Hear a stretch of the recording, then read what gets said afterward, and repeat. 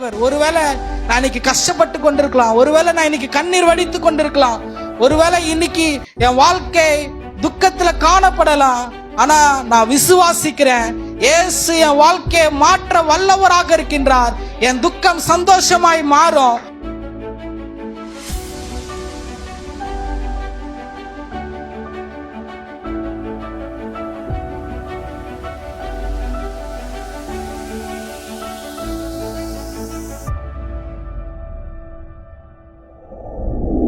தேவனை விட்டு நம்ம நிறைய பேர் என்ன பண்ணிடுறோம், பின்வாங்கி போயிடுறோம். பாருங்க, பின்வாங்குகின்ற தன்மைகள் நமக்குள்ள இருக்குமானால் அற்புதத்தை ஒரு காலம் நம்ம வாழ்க்கையில நம்ம பார்க்கவே முடியாது. பாருங்க, ஆமென்.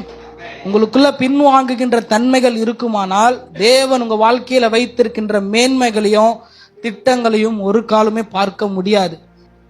தேவன் நம்ம வாழ்க்கையில விசுவாசத்தை காண விரும்புகின்றார். பாருங்க, எந்த சூழ்நிலைகளிலும் தேவனை விடாத ஒரு விசுவாசத்தை தேவன் நம்ம வாழ்க்கையில் என்ன பண்ணுகின்றார், தேடுகின்றார்.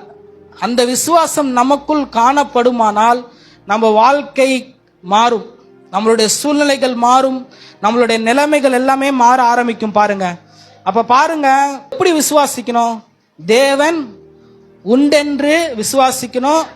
அவரை தேடுகிறவர்களுக்கு அவர் பலன் தருவார் என்பதை விசுவாசிக்கணும். இது ஒரு வசனம். பாருங்க, விசுவாசிக்கிறவன் தேவன் உண்டென்றும் தம்மை தேடுகிறவருக்கு அவர் பலன் தருகிறார் என்றும் விசுவாசிக்கிறான் என்று நம்ம பார்க்கின்றோம்.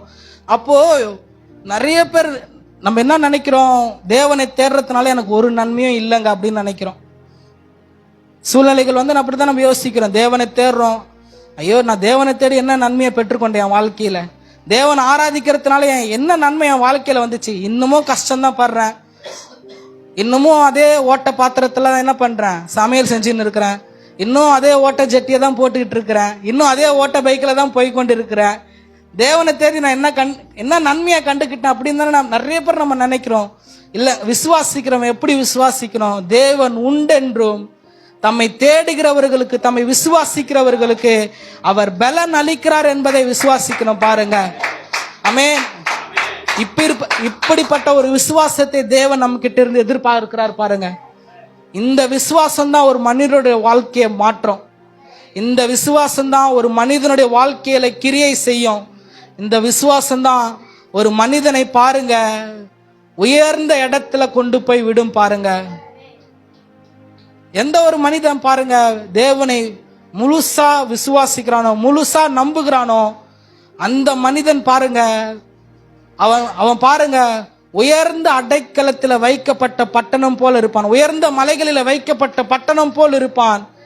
எந்த புயல் அடித்தாலும் சரி, எந்த மலை அடித்தாலும், எந்த காற்றடித்தாலும் அவனுடைய வீடு அசையாது இருக்கும்.